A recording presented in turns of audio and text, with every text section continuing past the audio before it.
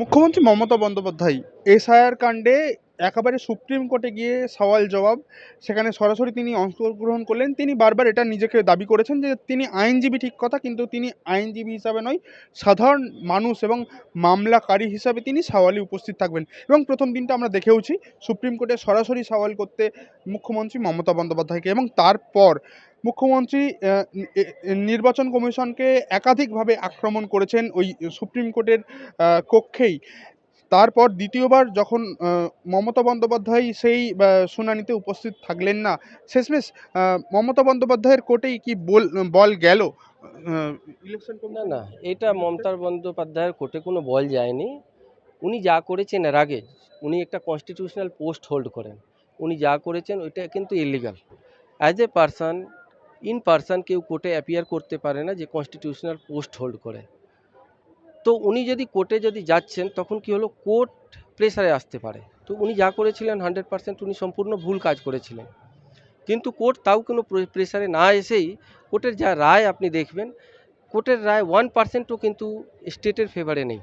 Court যা রায় দিয়েছে সেটা অবজারভেশন, কোর্টে যা অবজারভেশন আছে 100% পাবলিকের সুবিধার্থে আছে। আর ম্যাক্সিমাম যদি আমি বলি তা ইলেকশন কমিশন যা চেয়েছিল সেটাই পেয়েছে।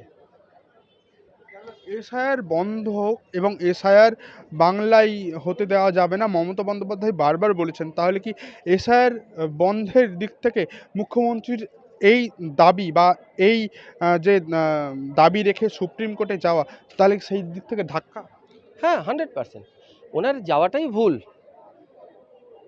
সুপ্রিম ইলেকশন কমিশন করতে কি চাইছে এটা বলুন।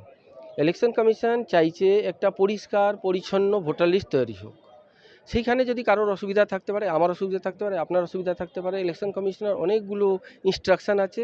সেই হিসাবে আমরা অ্যাপিল করে ভোট কিন্তু বাদ যেতে পারে না। হ্যাঁ, আমি যদি অন্য দেশ থেকে যদি এখানে যদি ইমাইগ্রেট হয়ে আসি ভুলবশত, বা ধরে নিন কোনো মজবুরিতে এসে থাকি, সেটাও সেন্ট্রাল গভর্নমেন্ট নোটিফিকেশান আছে কি সিএতে অ্যাপ্লাই করলে তারা নাগরিকত্ব পাবে, তারা ভোটার লিস্টে নাগরিক হবে, কোনো অসুবিধা নেই।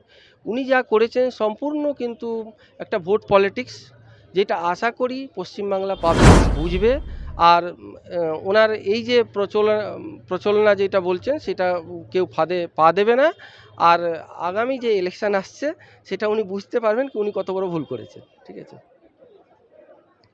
মমতা বন্দ্যোপাধ্যায় সরাসরি সুপ্রিম কোর্টে গিয়ে এই সওয়ালে উপস্থিত থাকা, এবং এই উপস্থিত থেকে তিনি নিজে যদিবা আহ, আইনজীবী হিসাবে বারবার দাবি করেছেন, কিন্তু সেই জায়গায় ওই আইনজীবী হিসাবে কেউ নিজে ডিগ্রি নিয়ে থাকা ব্যক্তি, সে কি কখনো কোনো স্থায়ী সরকারি পদে থাকতে পারেন?